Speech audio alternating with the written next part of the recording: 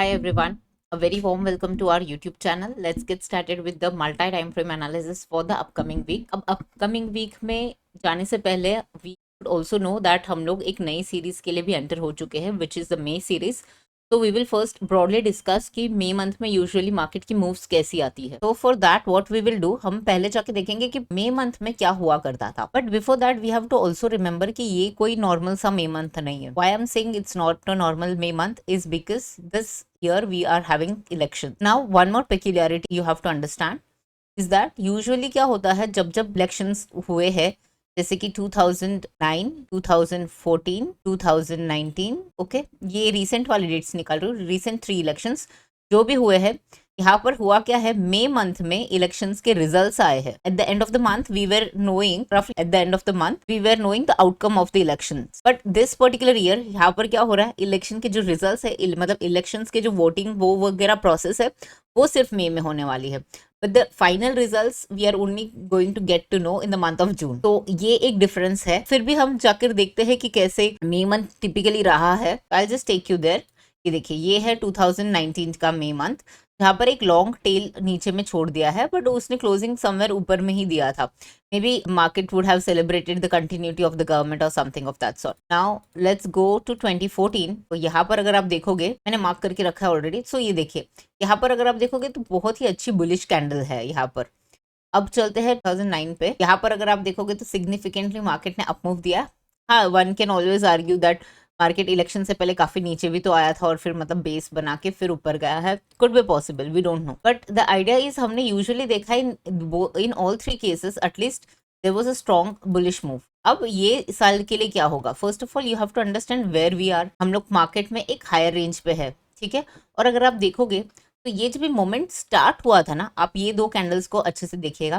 When the moment has started, the momentum जब start हो चुका था, तब अगर आप देखोगे तो बहुत ही कॉन्फिडेंट और बहुत ही शार्प बड़े मूव्स थे. When I am saying confident moves, why it is a confident move, because यहाँ पर आपको कोई सेलर का प्रेजेंस ही नहीं दिखेगा. सेलर का प्रेजेंस मतलब क्या, ये देखिए यहाँ पर दिख रहा है आपको सेलर का प्रेजेंस. यहाँ पर आपको कोई अपर वीक नहीं दिख रहा है, यहाँ पर कोई सेलर का प्रेजेंस नहीं है.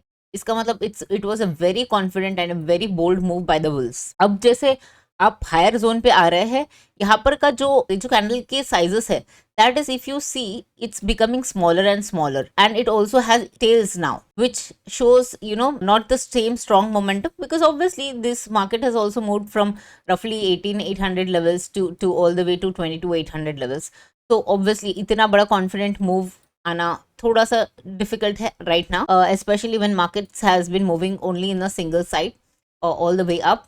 ये ऑलमोस्ट सेम इस साइड पे जा रहा है. आपको याद होगा, ये हमने फ्लैग और पोल एंड फ्लैग का डिस्कशन किया था, जिसका टारगेट अभी भी बाकी है 23,244 आना.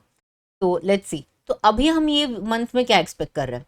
तो मई मंथ एज अ सेड कि एक यूजुअली इलेक्शन ईयर्स में हमने एक बड़े मूव्स देखे, बट उसमें प्रॉब्लम ये था, मतलब उसमें एक रिक्विजिट ये था कि वहां पर मई मंथ में रिजल्ट्स आती थी. अब ये वाला मई मंथ में हमारे लिए कोई रिजल्ट्स नहीं आने वाली है और सिर्फ इलेक्शंस की प्रोसेस होने वाली है. अब हम लोग निफ्टी की मंथली कैंडल अगर देखते हैं, so what we can clearly see, it's a doji, but the closing is roughly around about the previous month's high. We have still 2 more days to go for this month to an end. But we can safely say or assume that this level won't be breached in the next 2 days. So roughly the trend is still up. So that's the reason I have been saying this. So for those of you who are having portfolio, investment portfolio SIPs, don't book it out. ये doji है और हम लोग safely assume कर सकते हैं इसके नीचे तो नहीं जाने वाला है. आप लोगों के पास अगर portfolios है and if you are having your SIPs, तो उसको कंटिन्यू रखिएगा. उसमें कोई बुकिंग वाली साइन आई नहीं है, क्योंकि लार्जर टाइम फ्रेम पे कोई बुकिंग आउट वाली साइन अब तक तो आई नहीं है, ठीक है. तो ट्रेंड अभी भी सेम ही है. तो ट्रेंड अब तक बेंड नहीं हुआ है on a higher time frame. तो we are still on higher high higher lows on the monthly time frame. अब चलते हैं वीकली में. वीकली में अब हमने ये वाला एक जैसे एक शार्प मूव देखा था नीचे की तरफ, बट इसमें हमने ये देखा था कि बायर्स ने अच्छे से सपोर्ट किया लोअर रेंज से और वापस मार्केट को यहाँ पर लाकर खड़ा किया है. 22,400 420 के आसपास है हम लोग. अब यहाँ से ज्यादा डिस्टेंस पे तो है नहीं. अब देखते हैं क्या होगा. अभी के लिए तो ऐसा लग रहा है कि ये ट्रेंड अप ट्रेंड की, क्योंकि ये देखिए ये यही चैनल में घूम रहा है. तो जब क्या होगा, जैसे ऊपर जाएगा आपको लगेगा ब्रेकआउट आएगा, और जैसे ही नीचे आएगा आपको लगेगा इस बार तो गया, इस बार तो ये तोड़ने वाला है. बट होता क्या है, एग्जैक्टली ऑपोजिट. वो रिवर्स ले लेता है, यहाँ से ना ब्रेकआउट देता है, नीचे आ जाता है, नीचे में आके ना ब्रेकडाउन देता है और ऊपर चला जाता है.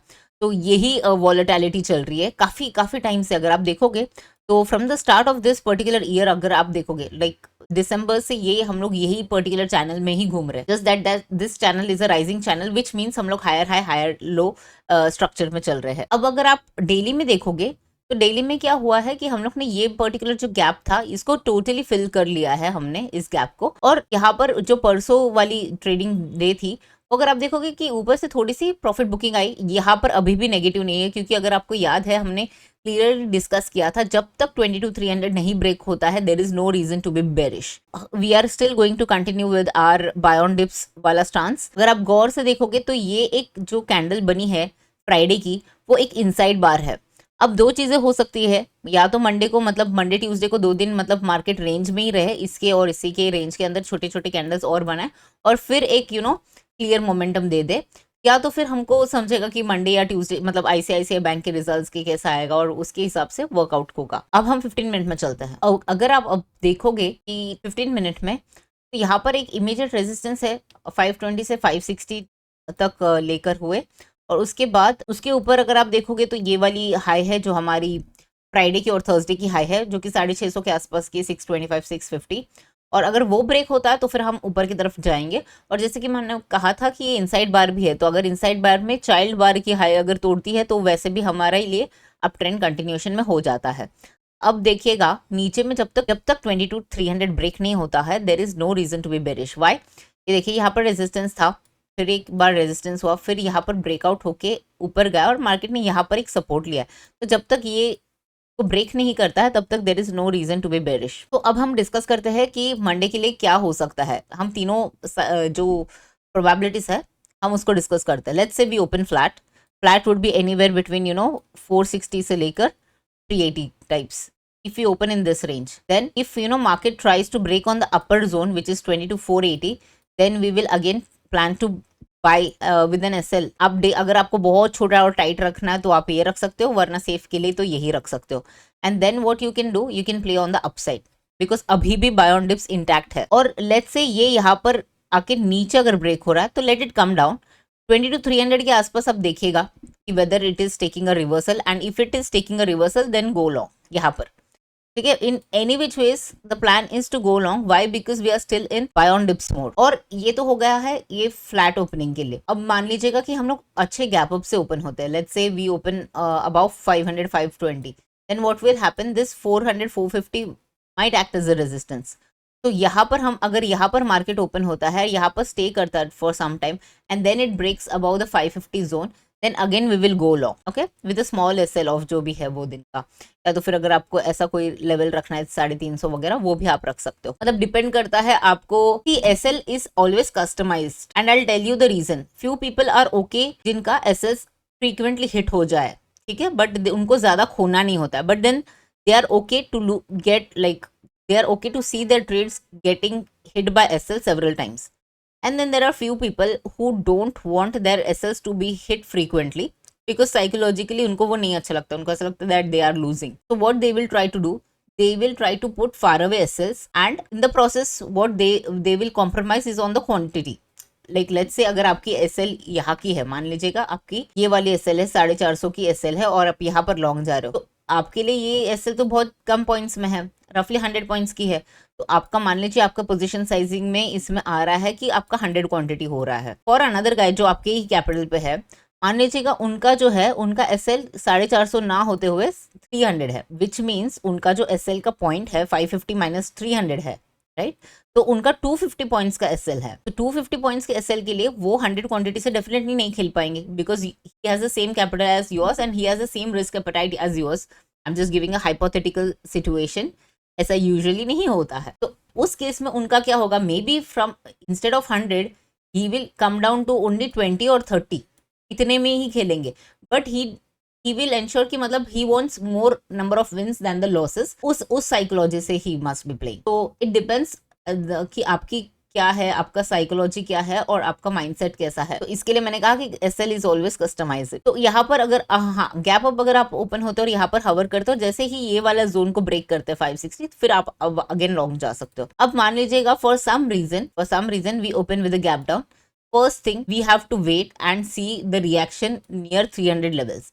अगर ये 300 को आराम से ब्रेक करता है, और सिर्फ ब्रेक से नहीं काम चलेगा, फॉलो थ्रू भी चाहिए, तो then you can go short then.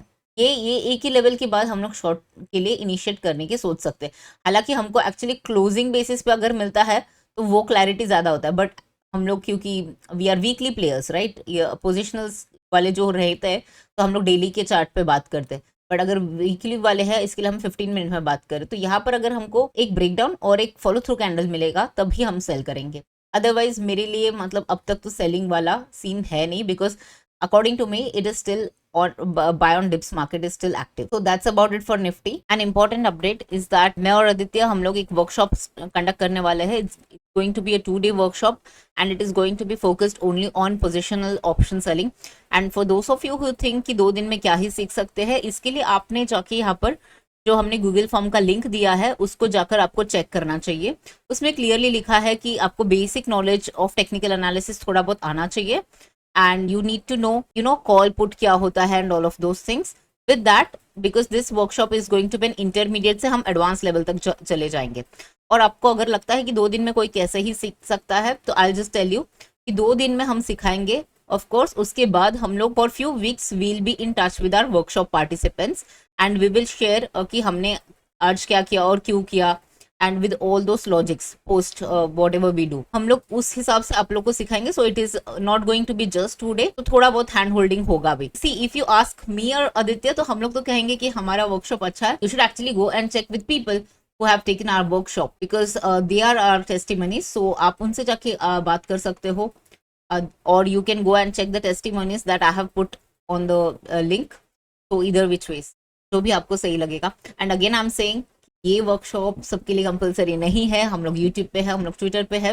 ये उन्हीं के लिए है जिनके पास कैपिटल बड़ा है और जिनको अपना लर्निंग कर्व शॉर्टन करना है. ठीक है, तो प्लीज अब मैं इसके लिए ये बताना चाह रही थी कि there is only few days left for this particular workshop. तो if you want to enrol, just enroll it right away. So now going to Bank Nifty. First of all, monthly time frame, it is still bullish and as indicated it is hovering on the higher end of the range. See, just simple thing, अगर आप देखोगे तो अगर ये पूरा rectangle का range है तो आप लोगों को सिंपली नहीं दिख रहा है ये रेक्टेंगल के रेंज अपर 1/2 के ऊपर रुका हुआ है ये प्राइस. तो ये कहाँ ना कहाँ दर्शा रहा है कि मार्केट ऊपर जाने के चांसेस लग रहा है, बिकॉज ये ऊपर के लेवल पे अभी भी टिका हुआ है. तो अब हम देखते हैं कि क्या होता है. ये मंथ का क्लोजिंग हमको, ये जो दिसंबर मंथ की क्लोजिंग है, बिकॉज याद रखेगा दिसंबर मंथ की जो क्लोजिंग थी वो 48,292 है. तो क्या हमको ये मंथ जहां पर 2 दिन और बाकी है हमको ये कैंडल उसके ऊपर की क्लोजिंग मिलती है या नहीं, ये हम देख के आते हैं. बिकॉज ऑब्वियसली इसके ऊपर तो गई थी बट क्लोजिंग नहीं हुई अब तक, तो हम देखेंगे क्या होता है. अब चलते हैं वीकली पे. वीकली पे सिंपल है, हमारे लिए जो जैसे दिसंबर का हाई को ब्रेक तो करने की कोशिश की लेकिन उसके ऊपर क्लोजिंग नहीं दी है वीकली में अभी भी. तो हम वेट कर रहे हैं उसके लिए कि आने वाले जो वीक है उसमें होगा या उसके बाद वाले वीक में.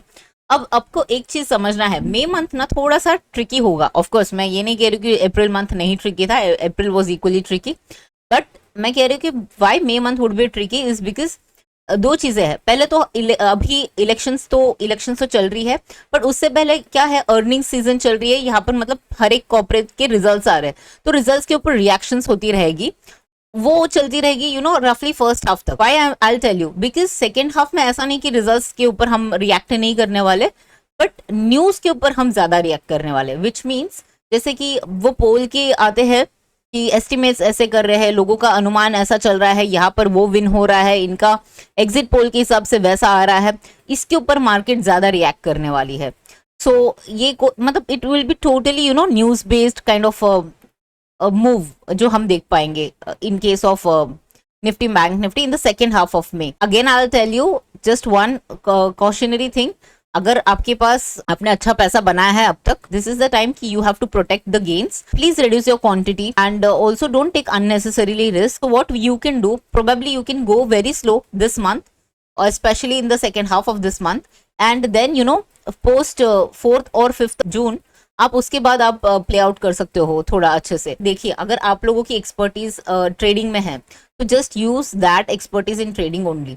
जस्ट बिकॉज आपको लग रहा है कि ये पार्टी आने वाली है या वो पार्टी आने वाली है, the theories that you are doing in your mind, don't do all those things, because remember one thing, we are not good at all those things. So अगर आपकी एक्सपर्टीज उस चीज में है फिर आप करोगे तो वो अलग चीज है, बट आपकी एक्सपर्टीज वो पॉलिटिकल एरिना में है ही नहीं और आप जस्ट तुक्काबाजी कर रहे हो, फिर then it is clear cut betting and nothing else. And also I would say don't put all your savings and everything कि ये सोच के कि मेरे को ये पर्टिकुलर मंथ में हीरो या जीरो करना ही है। Please don't do that. So that's what my advice is for you. And always remember slow and steady wins the race. ये पर्टिकुलर वीक में हमने एक डोजी फॉर्मेशन दिया है। The good part about is that ये जो closing है, ये पर्टिकुलर जो क्लोजिंग है, ये प्रीवियस वीक की क्लोजिंग के तो ऊपर आ गई है, मतलब 48,200 को रिक्लेम कर चुके हैं हम, ठीक है, क्योंकि प्रीवियस वीक की क्लोजिंग यहाँ पर थी 47,500 के आसपास, हमने 48 के ऊपर की क्लोजिंग वापस रिक्लेम की है ऑन वीकली टाइम फ्रेम। अब आपको याद है मैंने आपको बताया था निफ्टी में तो इनसाइड बार था, बट बैंक निफ्टी में इनसाइड बार नहीं। अगर आप गौर से देखोगे तो ये ऊपर की तरफ ओपन हुई थी, वहां से थोड़ी सी सेल ऑफ आई थी, बट इसका मतलब ये नेगेटिव है, बिल्कुल नहीं है। As I said, till the time this level is not taken out 47,700 there is no reason to be bearish। ये देखिए इसके नीचे सस्टेन कर रहा था, फिर जैसे ये उसके ऊपर गए ये वापस रिटेस्ट करके ऊपर की तरफ जाने के चांसेस है। थोड़ी सी प्रॉफिट बुकिंग जरूर आई है, that I totally agree, but यहाँ पर हम बेरिश नहीं हो सकते हैं जब तक ये 47,700 का लो ब्रेक नहीं करता है। अभी भी मार्केट का structure higher high higher low है इन डेली ऑल्सो। देखिएगा ये लो था इसके पहले वाला, ये हाई है और ये जो लो है it is higher than this high. तो higher high higher low structure is still intact. तो लेट्स सी अब 15 मिनट में हम देखते हैं कि क्या है। 15 मिनट में एक पोलैंड फ्लैग है जो कि अभी भी एक्टिव है और जिसका एसएल हिट नहीं हुआ है। उसका 48,000 के नीचे अगर आता है तभी इसका एसएल हिट होगा। बट अब हम पहले डिस्कस करते हैं मंडे के लिए। क्या मंडे में अगर हम मान लीजिएगा अगर हम फ्लैट ओपन होते हैं विच इज एनीवेयर बिटवीन 48,100 से लेकर 48,200 या 300 के आसपास, अगर यही रेंज में ओपन होता है और अगर मार्केट ये रेंज के ऊपर की तरफ ब्रेक कर रहा है, मतलब 300 के वगैरह के ऊपर अगर ब्रेक कर रहा है, तो हम यहाँ पर लॉन्ग जा सकते हैं छोटी एसएल के साथ, बराबर। और मान लीजिएगा अगर हम लोग ये वाली रेंज में आकर नीचे की ओर ब्रेक करते, अगर नीचे की ओर ब्रेक करते तो I will not be interested in selling immediately, because मुझे थोड़ा सा फॉलो थ्रू देखनी पड़ेगी। और दूसरी बात क्या है, यहाँ पर एकदम स्ट्रॉन्ग बायर्स थे जिस दिन जो लोगों ने बाइंग के दिन लाया था। तो अगर नीचे की तरफ ब्रेक होता है तो मेरे लिए कोई ट्रेड ही नहीं है मंडे के लिए एक्चुअली, ठीक है, क्योंकि मैं इंटरेस्टेड नहीं रहूंगी, क्योंकि मेरे लिए शॉर्ट जाने के लिए लेवल यहाँ पर है। और मान लीजिए यहाँ से ये नीचे भी आता है, बिकॉज यहाँ पर मुझे तो नहीं शॉर्ट करना है, मान लीजिए यहाँ पर नीचे भी आता है और फिर ब्रेक करता तो क्या हो जाता, तब तक इतनी बड़ी मूव होने के बाद तो मेरे को शॉर्ट करना भी नहीं है, फिर might as well I'll wait for one more day. Now on the upside, if we open with a big gap up, which would be roughly 48,500 48,400 के आसपास अगर ओपन होते हैं और मार्केट मान लीजिए कि छोटा सा एक रेंज बनता है यहाँ पर कि यहाँ पर फॉर्म करता है और उसके बाद फिर ये स्विंग को ब्रेक करता है 500 को, 500 550 को, फिर हम अगेन लॉन्ग जा सकते छोटे एसएल के साथ। तो इन ईदर वेज यहाँ पर भी मैं लॉन्ग जाने के लिए ही प्रेफर करूंगी। शॉर्ट के लिए अभी मेरे लिए मुझे लेवल्स नहीं दिख रहे, बिकॉज यहाँ पर मान लीजिएगा यहाँ पर एक रेड कैंडल आ भी जाती है ब्रेक करके, मैंने यहाँ पर शॉर्ट किया, बट ये पूरा बायर का रेंज है, मैं बायर के जो जगह है वहां पर मैं शॉर्ट करना मेरे लिए अनफेवरेबल है। तो that's the reason I would like to short it here. And as I said the only level जिसके नीचे शॉर्ट करना है वो ये है। बट अगर मार्केट फ्लैट खुल के इधर तक आता है तो मुझे ऐसा लगता है the meat of the move has been missed, तो then entering into shorts doesn't make sense, so might as well I will wait for one more day. तो हमारी जो एक्सपायरी है बैंक निफ्टी की वो होगी ट्यूसडे को, तो याद रखिएगा कि ट्यूसडे की एक्सपायरी है हमारी instead of Wednesday, because Wednesday we have a holiday on account of Maharashtra Day. That's about it. Hope you like this video. Please hit the thumbs up button if you have liked and understood this particular video. And हम जल्द ही मिलेंगे educational video के साथ. Bye bye. Take care.